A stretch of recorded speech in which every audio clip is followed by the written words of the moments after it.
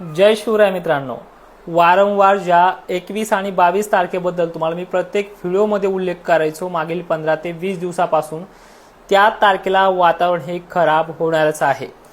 WD कडनं पूर्ण बाष्प पुरवठा महाराष्ट्रासाठी पूर्णपणे वाऱ्याच्या जोरासह तिथे येऊन ठेपत आहे आणि अनेक भागांमध्ये म्हणजे जसं की खानदेश असेल, विदर्भ असेल, पश्चिम महाराष्ट्रासह मराठवाड्यात सुद्धा हे वातावरण 4 ते 5 दिवसासाठी खराब राहण्याची भीती आहे। यामध्ये सध्या तरी गारपिटीचा इशारा स्पष्टपणे दिसत नाही, पण बारीक सारीक पावसाची शक्यता जी मागच्या वेळी झाली महाराष्ट्रामध्ये काही प्रमाणामध्ये, असा मात्र हलका वगैरे पाऊस होण्याचे चान्सेस मात्र आहे। ही पावसाची कंडिशन 18 तारखेपासूनच म्हणजे अवघ्या 2 दिवसामध्येच वातावरणामध्ये बदल पाहायला मिळेल। तो बदल आहे खराब वातावरण राहणं, या सगळ्या गोष्टी होईलच, पण 21 आणि 22 तारखेपासून ते चक्क 26-27 पर्यंत हे वातावरण खराब राहणार आहे। यामध्ये विशेषतः टार्गेट वरती कुठला जिल्हा असा नाहीये की तिथे वातावरण हे खराब राहणार नाही। यामध्ये खानदेश, पश्चिम महाराष्ट्र आणि विदर्भामध्ये WD मुळे हे वातावरण आणखीन ऍक्टिव्ह राहण्याची शक्यता दाट आहे। यामध्ये आणखीन स्पष्ट जर बोलायचं झालं की या काळामध्ये वारे थोडे स्थिर राहतील, त्यामुळे ढगांना इकडनं तिकडनं जाण्यासाठी फारसे चान्सेस दिसत नाहीये किंवा हे वातावरण पांगून जाईल अशा प्रकारचे मोठे चान्सेस इथे पाहायला मिळत नाहीये। पण सोलापूर पासून ते इकडे बुलढाण्यापर्यंत आणि पश्चिम महाराष्ट्रापासून तर पूर्व विदर्भापर्यंत सगळीकडे अंधुक वातावरण, धुळीचं वातावरण आणि ढगाळलेल्या वातावरणाचा परिणाम महाराष्ट्रावरती पुन्हा एकदा पाहायला मिळतोय आणि याची पूर्वकल्पना आपल्या 23 डिसेंबरच्या रिपोर्टमध्ये सुद्धा आणि वारंवार प्रत्येक व्हिडिओमध्ये आपण शेवटी उल्लेख केलेल्या ज्या गोष्टी आहेत त्या गोष्टींचा आता पडसाद देखील पाहायला मिळतात। पण गारपिटीबाबत घाबरू नका, भिले जाऊ नका, कारण की गारपिटीचा मोठा अपवाद यामध्ये अजूनही स्पष्ट नाहीये। हे झालं की परत 2 फेब्रुवारी दरम्यान सुद्धा वातावरण खराब होण्याचे चान्सेस आहेत। सविस्तर माहिती आपल्या ऍप्लिकेशनच्या लाईव्ह मध्ये सुद्धा आपण घेऊयात आणि आजही आपण त्याचा पूर्णपणे उल्लेख करूयात। आता एक तारीख जाणून घेऊयात कुठल्या कुठल्या तारखेला कशी कशी सिस्टम राहते।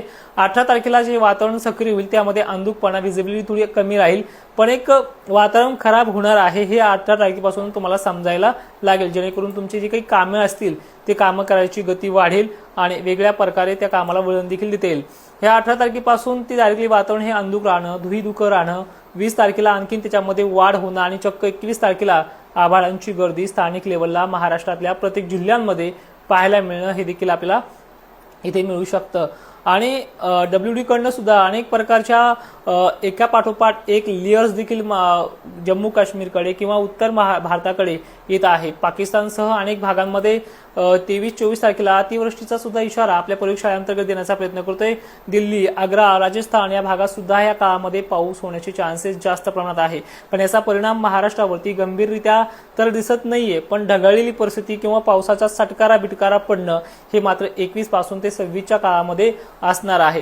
मग यामध्ये काळजी काय घ्यावी लागेल, कारण की आता ज्यांना पाणी द्यायचं त्यांनी आता देऊन घ्या, कारण की त्यावेळेस ते पाणी आटून ती जमीन निबर होऊन जाईल, जेणेकरून ज्वारी, गहू अशा पिकांना वाऱ्याच्या झोताखाली पडणार नाही। कारण की हे अपवाद जरी घडले हे 10-5 ठिकाणीच घडणार आहेत महाराष्ट्रामध्ये, पण याची व्याप्ती देखील थोडीफार वाढू देखील शकते, कारण की पूर्ण सिस्टम ह्या 2-4 दिवसामध्ये वारे, झुळूक ह्या गोष्टी होणार आहेत, पण त्या काळामध्ये वाऱ्याला चान्सेस स्पष्टपणे दिसत नाही।